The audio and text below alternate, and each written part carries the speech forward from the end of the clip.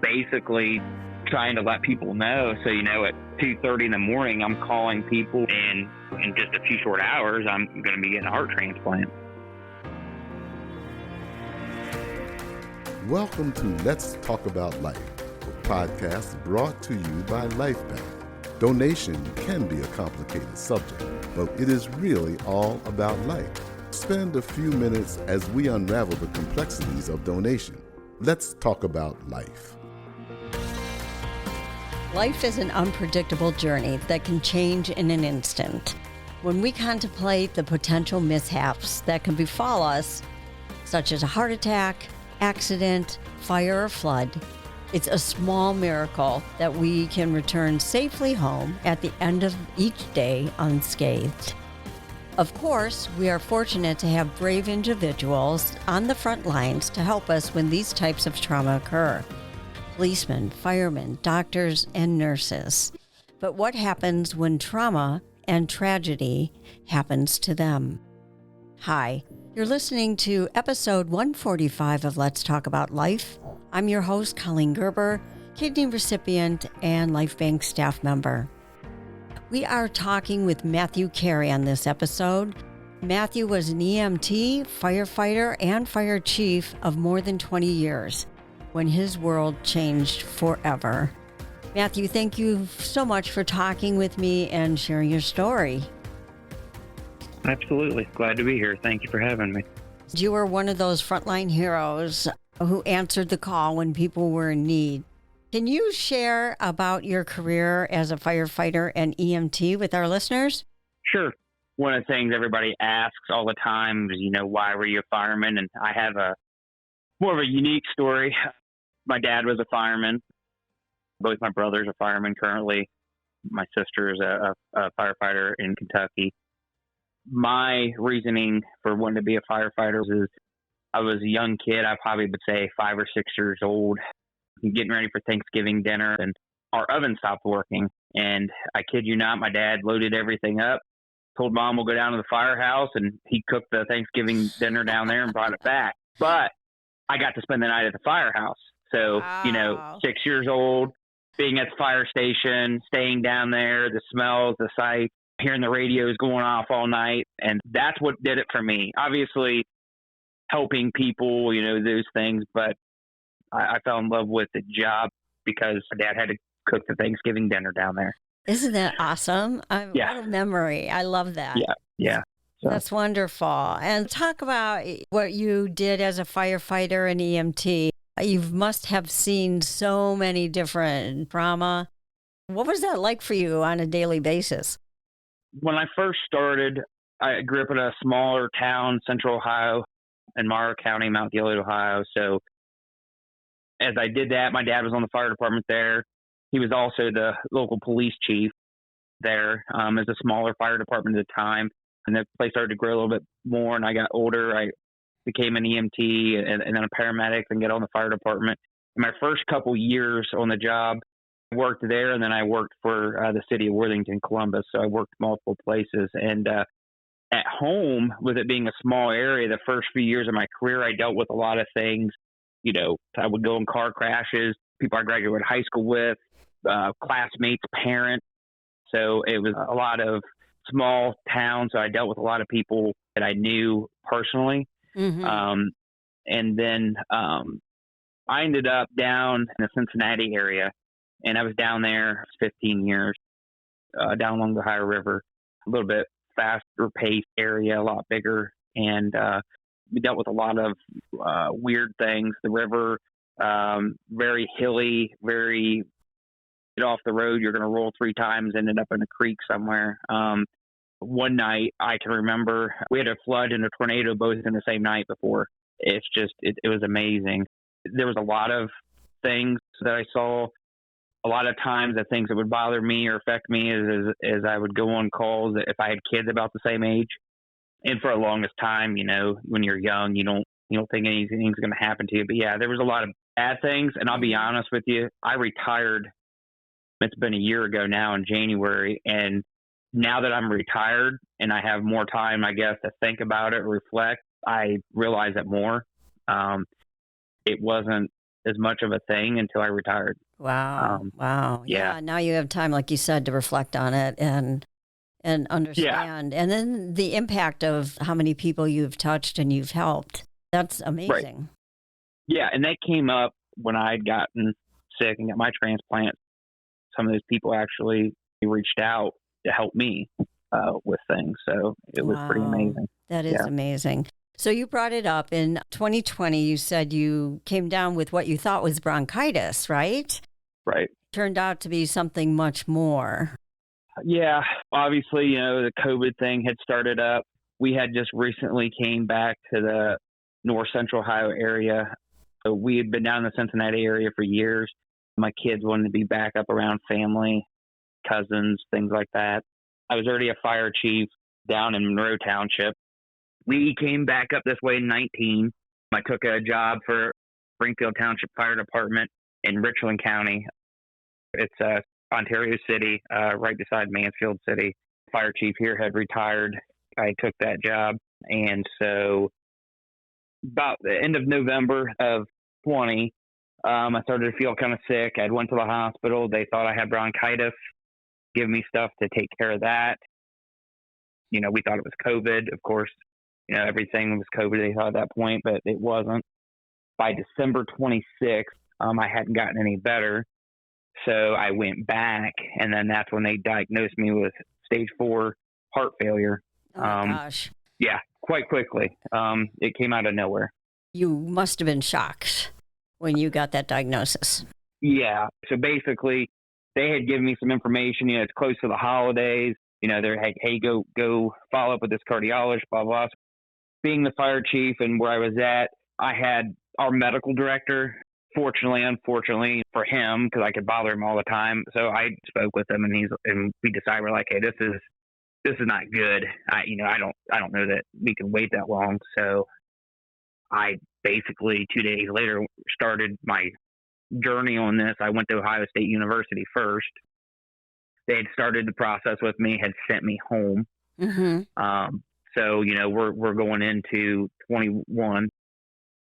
So I was in the hospital at OSU January 6th, which was my birthday. I spent New Year's, my birthday, all that. Got out. I was only home, I would say, 3 days. And then I started having some complications. And the fire department that I worked at, they came and picked me up and took me to Cleveland Clinic. Oh, wow. Right. Yeah. We had done some research and looked at stuff and decided that was probably the best place to go. So they took me by squad right to the ER right there at Cleveland Clinic. And I was doing pretty bad at that point. That's when they looked, my ejection fraction was about 7. Cleveland Clinic's pretty amazing. They're a pretty well-oiled machine. I can't complain on that at all. It's like anything and everything that happened with me. It was like just another day for them. No big deal. They managed everything pretty amazingly, actually. You're right. They see it every day, and they know exactly what to do.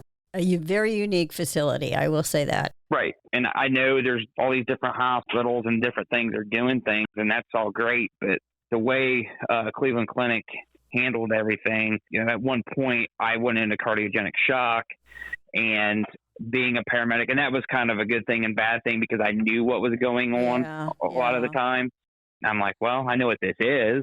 I've seen cardiogenic shock. I've never actually been in it, obviously. So, but my nurse, she realized it right away. And no big deal. Like, she's like, you're in cardiogenic shock. I'm like, yeah, I know. They grabbed some stuff. They had a procedure room to do stuff right there on that floor. They went in, put a balloon pump in. So at that time, they had some different procedures. The balloon pump that they put in was something they did quite a bit. But later on, once I got stabilized, they went ahead and they took that out and put it in my armpit. And I guess that time frame, it was a procedure that's not done very often in many places. Oh, okay. So, yeah. And so I had to have that in for a time till they could figure out exactly what direction they were going to go with things for me. And it ended up, of course, with a heart transplant. And do you remember when they told you that a matching heart had been found? Originally, they were going back and forth because, they have to go through the testing, look at things, make sure things are going to work, make sure you're a good candidate. At one point, their game plan was, hey, let's put you on an LVAD. we'll send you home. We'll get you on the transplant list. At least you'll have some sort of decent living. Because, at this point, I'm basically laying on my back the entire time. I've got a balloon pump in me, all these machines hooked up. Quite honestly, the argument was, if I have an LVAD, there's no way I'll be able to go back to work. I mean, now that I'm retired, I think that's crazy. But at the time, that's all I could think of is I wanted to go back to work. Yeah. So they basically said, hey, look, we'll make a deal. We'll put you on the transplant list. We'll give you 14 days. If you don't get anything, then we'll put an LVAD in. And that's what we did. So to answer your question, do I remember? Yeah, I mean, it was on day 12. So February 7th of 21, it's like 2 o'clock in the morning. And this is the thing, the nurses are all very versed in what's going on, and they care about your life, and everybody knew stuff about me. And of course, I probably wasn't the best at patient because I was always yelling at them about putting IVs in and how to do it, So they were pretty well versed with me anyways. But they came in and woke me up and said, hey, you have a phone call. And I'm like, okay, 2 o'clock in the morning. I really don't know what's going on. And basically it was just the doctor saying, hey, we found a really good match, we think. They told me it was a male. They had said that there was some possibility of some hepatitis, because they had some things in the past, and they'd already explained that situation to me that, that's not a big deal. That's treatable now. And, I was like, yeah, it don't matter to me. That's fine. Yeah. That was the biggest question they really had. And I'd heard on the floor previous that there were some other people. I'd heard just a few days before that someone had, and I don't remember what organ it was, but they had turned down an organ, because of that possibility. And I'm like, I can't believe that. Like, this is treatable. They can take care of this. Like, that's the least of your problems, So, yeah. But that was the biggest thing I remember is them asking, Well, it's considered an extended criteria donor. Right. So it's something that's outside of, what they're looking for. So, yeah, I figured at day 12, I wasn't going to look a gift horse in the mouth. So, well, I agree with you 100%. I would have said yes too if I was in your shoes. And luckily it never became an issue or a problem. So, yeah. but yeah, that was the biggest thing I can remember. And then just basically trying to let people know. So, at 2:30 in the morning, I'm calling people, and, in just a few short hours, I'm going to be getting a heart transplant. I mean, it was a pretty big whirlwind to begin with, because, this happened, it was just months, and December 26th, they're telling me I'm heart failure, and by the 7th of February, I'm getting a transplant. Amazing, isn't it? Yeah. It was a lot, a lot to try to figure out. So you said your donor was a young man. Do you know the age? Yeah, they had told me at the time it's 23. Mm-hmm. And months later, we researched and looked at things to try to see if we could come up with ideas. I did write stuff. We haven't heard anything back, but the person that we think it was, they had been involved in a vehicle crash. So I don't know. Who knows? That might not be, but it just, some of the stuff matches up. Maybe it's not. I don't know. Yeah. And, it goes to show that it's a young, healthy heart and it's keeping you alive. So that's the main point, right? Yeah. The worst part about this entire deal is this is going on during COVID. So, I was in the hospital the entire time by myself. Family wasn't allowed in. The only interaction I had with my family was from the window. There was times they would come up to Cleveland Clinic and stand out in the parking lot and wave, and we talk on the phone or hold up signs and things like that. I wasn't able to have any sort of contact with my family for almost 3 months. So, I go to the hospital on December 28th, was in there till early January. I was home for 4 days and back to the hospital again. Yeah. And I get out sometime in early March at that point. So 3-4 months, I'm in the hospital the entire time and didn't have anybody there. So that was a big thing. So the phones and, video chat was a big thing. So they let me video chat all the way down, and I was out. Next thing I remember waking up in the recovery. But the doctor told my wife that says it was one of the best ones. He said basically as soon as he dropped it in, it took off. So, and I've been lucky. I haven't had any real complications of any sort. And we're going on almost 3 years now. Excellent. Excellent. So, Matthew, we're going to turn the corner here. You had a successful transplant and life was going along and you were feeling much better, I presume. Yeah, right. And then again, you had tragedy strike your family. Do you want to share about your daughter, Abbi? Sure. My wife's a hospice nurse, Tanya. We've got 3 kids. Caitlin, who's 18 now. My son, Ryan, who's next in line, who's 17 now. And then my youngest daughter, Abbi, who will be 15 forever as we go into this story. They had obviously at an early age and understood all this stuff. And, organ donation became pretty important to all of them. And as my kids got their driver's license, they all, had no problem with making sure they wanted to be organ donors. And Abbi, even though she wasn't able at the time to get her driver's license or even her permit yet, because December 27th would have been her 15th birthday, she wanted a state ID so she could have the organ donor on there because she knew how important that was. And I get my transplant February. I come back. I actually went back to work in April of 21. And I worked all the way up till January of 23 when police and fire went ahead and medically retired me. I was on restrictions the whole time. It just was getting pretty hard. Plus, they had deemed my transplant to be work-related from smoke and heat inhalation, is what that's what they could come up with. And my restrictions were pretty crazy, like stay away from fire and smoke, don't be around sick people. I ended up with COVID multiple times in the hospital, things like that. So January 10th of 23, I retired. And the idea was, I thought, we'd have, especially with our youngest, Abbi, we'd have all this time. And on February 18th of 23, my son Ryan and Abbi, they were actually going fishing. We had just recently put a pond in, and the two of them had came up with this idea. They wanted to stock the pond, and when they started to look how expensive it was to stock the pond, it was a lot of money. So they came up with the idea that they would just do it themselves. But they thought they would just go fishing and bring fish back. That was their thought process.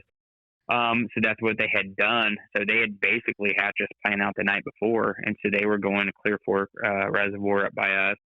So they went up, of course, they didn't catch anything. But so, all the kids are pretty big fishing, doing all that stuff as normal. Ryan coon hunts, and he's got a bird dog and turkey and deer hunts. And Abbi had just shot her first deer. We had just got her hunting license. She just shot her first deer in December. So, fishing, doing all that stuff as normal. And they were coming back, and they didn't navigate a curve, and the vehicle went off the road. They hit a culvert. It flipped over multiple times. Abbi was ejected from the vehicle. She didn't have her seatbelt on. My son did. When the Jeep came to rest, he was still in it. She was not. The way she was thrown out of the vehicle, when the Jeep came back down, the Jeep actually landed on her, basically right on her neck is where it landed at, face down. So I wasn't in the area, but this actually had occurred in the fire district where I had just retired. So I still get the notifications to my phone. So Ryan, my son, had called 911, and then he calls his mom, and he's obviously distraught going through things. And then she gets off the phone and calls me. About that time, I'm getting the notification from the 911 center of this accident. So I'm telling her where it's at, but right in the call note, it's talking about how the person's pulseless, not breathing, all that. And I'm not telling her this. I'm not telling that to her, but we're having a discussion. She's going there. So my wife beat the fire department there. Oh my goodness. So yeah. So she got there. And so she's there. And like I said, she's a nurse. She goes up, and Abbi's pulseless and apneic, and she says on the phone, Abbi's dead. And so I'm like, let's see what's going on. So I had gotten off the phone with her, and I'd called the assistant chief. I had went up north with a friend. I mean, I never go anywhere. And so I was a little ways away. So I explained to him what's going on, who it was. He's like, okay, because he's on his way there. So they get there. I called my brothers to say, hey, look, you guys need to, if you can, come there, go there. It's going to take me a while to get there. So they had to use airbags to pick the vehicle up to get her out from underneath of it. She was in cardiac arrest. They did start working her. They did actually get her back at that point. They put her in the medic. And so the trauma, we don't have a level 1 or level 2 trauma center by any means, but the closest trauma center here is Mansfield. Mm-hmm. So they went there first. And while they were there, other family got there. My wife was there. You know, Ryan had some injuries and stuff, but he wasn't that beat up or anything, obviously, because he had a seatbelt on. And so by the time I get there, they're dealing with him, and she was in the trauma room. So I went to the trauma room. She had coded again a second time when she got to the ER, and they had gotten her back again. When I was in the ER, I was looking at stuff. I was looking at her blood pressure. I was looking at her respirations, all that, knowing that it meant one of two things. Her stuff was somewhat stable, and it was either because A, she was back, or B, it was from the medication. And that's what I'm waiting to see. It came apparent that she had some internal bleeding. She started to have some issues with maintaining her blood pressure, things like that. The whole plan was to transport her to Children's in Columbus no matter what. Yes. But she didn't stay stable enough at Mansfield to do so. So they came up with a plan. Hey, we're going to take her in. We're going to fix this internal bleeding. We're going to roll her out of there right to the waiting helicopter and go to Children's. And that's what they did. So they opened her up there, found the bleeding, stopped it, put her on the helicopter, and went to Children's. Oh my God! And so that was February 18th. We go to Children's. She fought a good fight. For a couple of days. Then it started to become apparent. Amazingly enough, she didn't have any injuries to any of her extremities or anything like that. I mean, it was all from the neck up. And obviously the cardiac arrest, both times she had, caused a lot of issues too, lack of oxygen in the brain, things like that. Well, they started to have issues where they were having a hard time controlling the swelling of her brain. And the decision had been made, well, hey, we're going to look at maybe trying to basically drill a hole in her head to give her brain somewhere to go. And when they went in to do the scan, that's when they started to realize that it didn't look good. So brain function. Well, you could tell from the scans the differences in the brain. You could see the dead tissue. You could tell the difference. You could just see it on the scans from 3 days previous to then, with all the swelling, other stuff. She was having seizures, stuff like that. All stuff that's common with a brain injury. Yeah. Common with lack of oxygen, all that kind of stuff. Once again, things that I'm understanding what's going on. I'm understanding where things are, and it's it's one of those deals where it sucks. It does and it doesn't. At least you have an idea, but it's not great when it's your kid, obviously. Oh, obviously, yeah. So the way that it's set up there, they do brain function testing to be able to declare somebody, clinically brain dead. They have to do it. They do it twice, and they do it within a 12-hour period. Different teams do it, basically just to make sure things are done right, and you get every chance that you can get. And that's what they did. And she obviously, there was nothing. There was nothing at all. We had determined early on, before the second one they did on the 25th, in the morning of the 25th, that she'd want to do organ donation. Mm-hmm. So we had already started that process. I know, when you guys come in, usually, I don't know how it works as far as with donor families like that, but they came in and started having conversations, and we were like, look, we already know. We get all this. Give us the paperwork. We'll sign it. Let's get this going.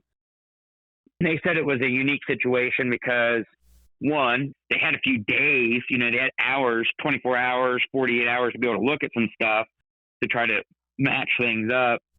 And also, because of her injuries, they were so right to her neck was the thing. She had broken bones. She didn't have any of that kind of stuff. So basically, they were able to take her into surgery on the 26th.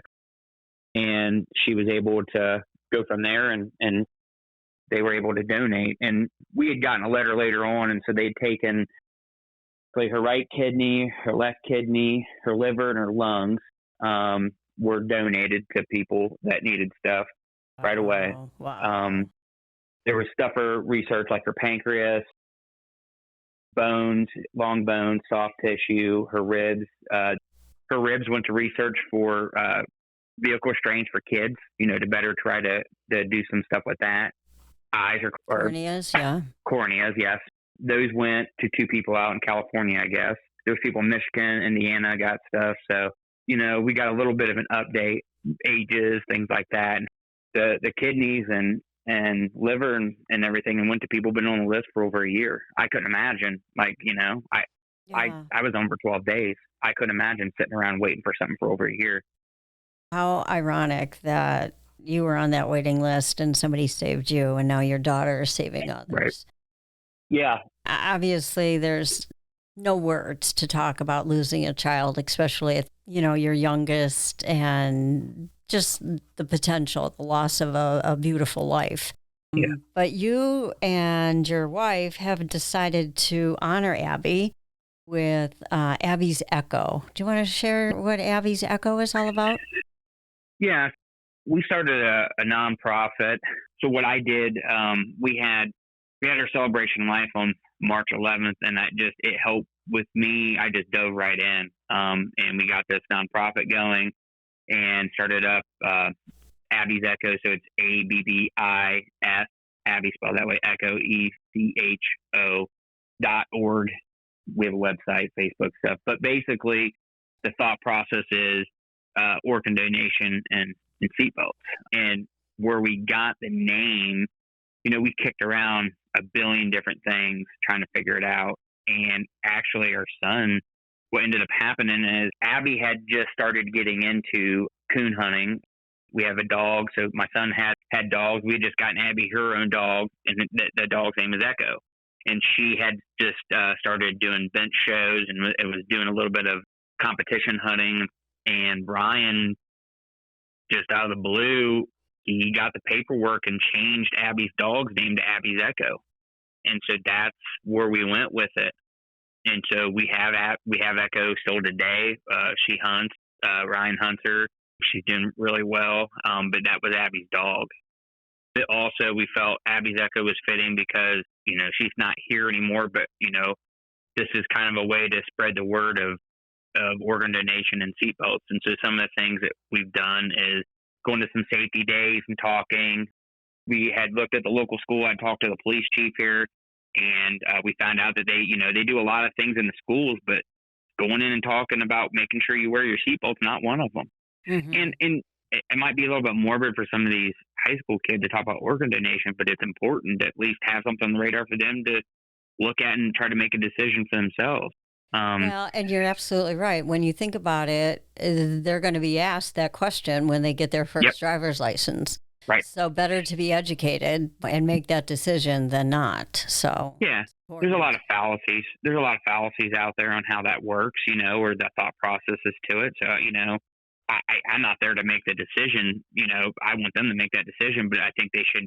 I mean, we're talking about a 15-year-old girl that understood it, so they should have some understanding too. And, right.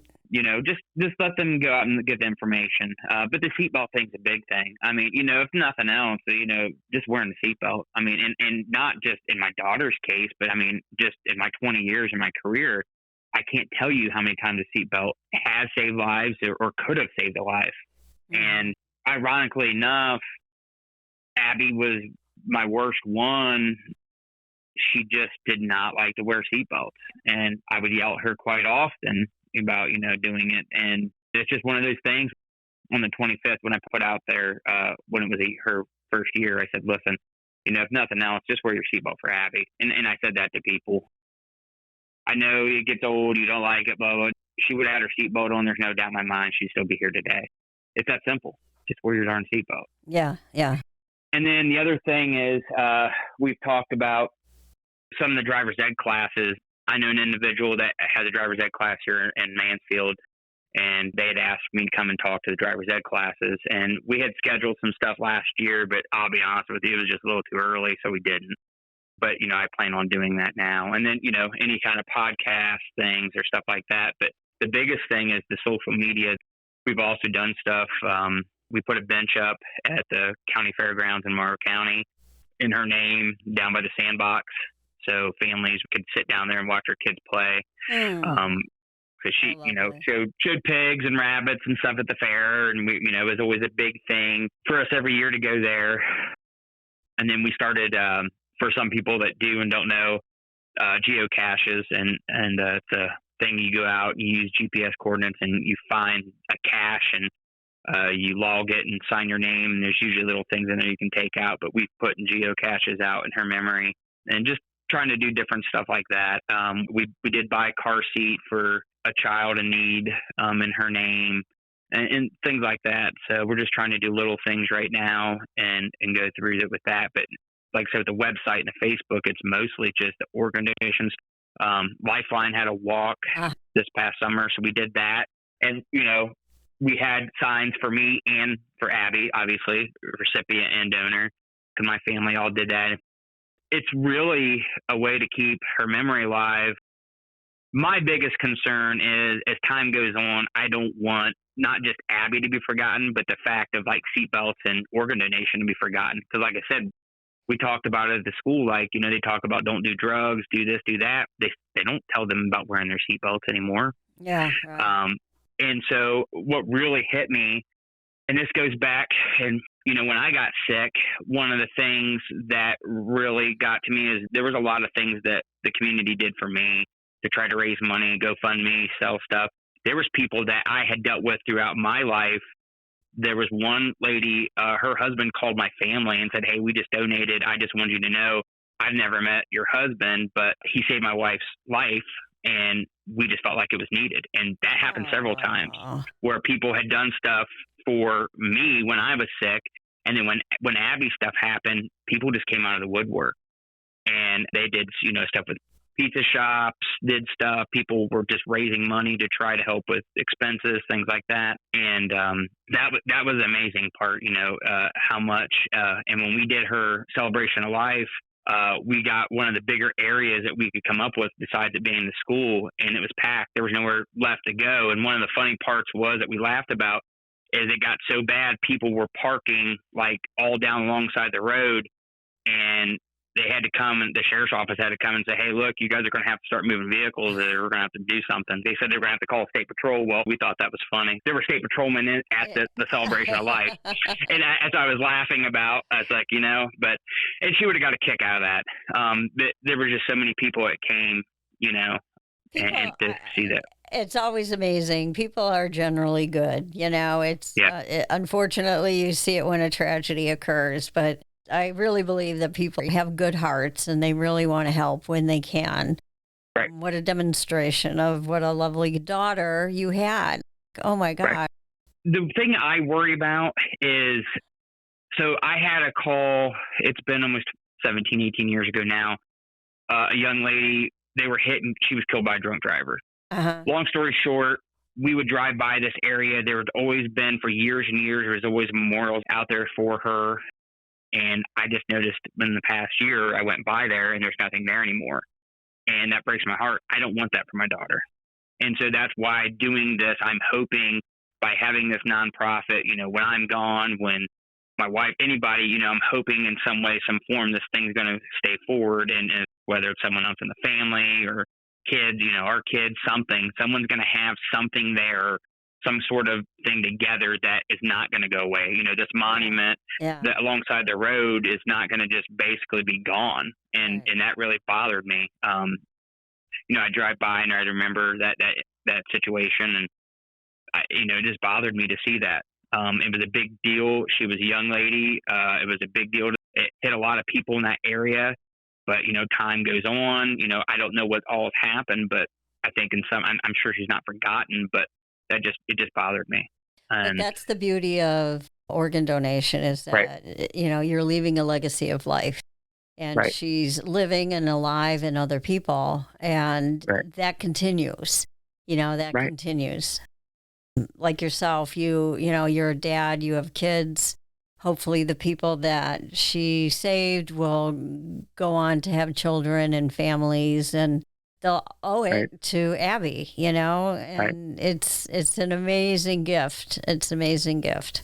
Yep. And we wrote a letter right away on her stuff. So, we haven't got anything completely direct, but I hope we do. If we don't, that's fine. But, we do have some information, but hopefully there'll be more to it and we'll be able to meet some of these people.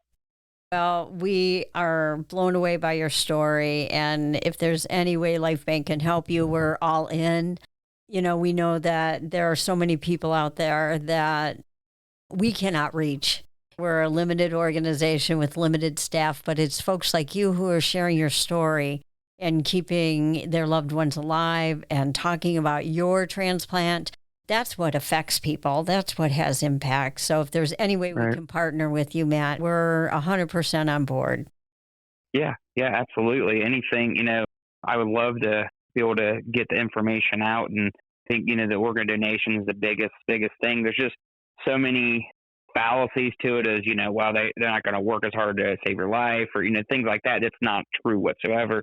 But people just don't think about it, Right.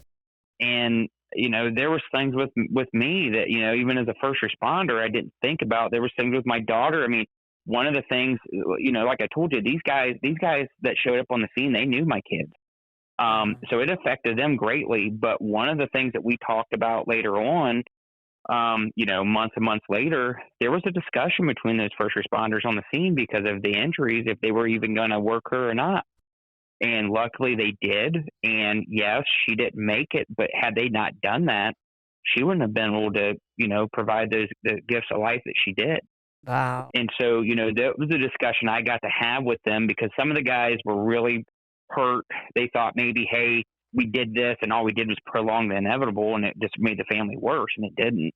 Yeah. And so it made me think about my life, and my choices in my career in the past is, should there have been people we should have done things with it and didn't, because, they thought about that too, because just the way of the accident and what was going on, the prolonged time, the cardiac arrest, all that, they almost didn't do anything, but they made a determination to do it. And luckily they did, because Abbi's not here, but there's 4 people directly that are alive today because of that. Absolutely. So it's just amazing how some of that works. And it's issues that we probably never even thought about. Yeah. You just, yeah. So, Matt, is there anything you want to add that I didn't ask you, or you want to make sure you share? Obviously, yeah. I mean, if I've already said it 15 times, I'll say it the 16th time, wear your seatbelt. Everybody's got their reason why, this accident that my kids were in, they weren't far from home. I'm just going down to the neighbors. I'm doing this. It doesn't matter. It doesn't matter. There was nobody else involved. They had a mechanical function in the vehicle, and they went off the road. Wear your seatbelt. It doesn't matter, Yeah. where you're going or how far you're going or anything. I mean, they were not far from home. They were less, probably 2 miles or less from home when this happened. So wear your seatbelt. And if I can, I'd like to get that word out, so abbisecho.org, the website, www.abbisecho.org. It's ABBIS Echo, ECHO.org. You can find our Facebook from there, all that kind of stuff. And just, if nothing, we don't want anything but people just to follow and see and spread the message. Wear your seatbelt, organ donation. That's it. That's what we want. Well, we couldn't agree with you more, Matthew. And we thank you so much for sharing your very unique story with us. And we wish you all the best in the future. And we hope you stay in contact with us. And, let us know how we can help you on your mission with seatbelts and organ donation. So thanks, Matt. Absolutely. Thank you. Appreciate it. Thank you for listening to Let's Talk About Life. If you have questions about today's podcast, reach out to us at info@lifebank.org. Take a few minutes to do something heroic and register to be an organ donor by saying yes at lifebank.org. Literally, someone's life is depending on it.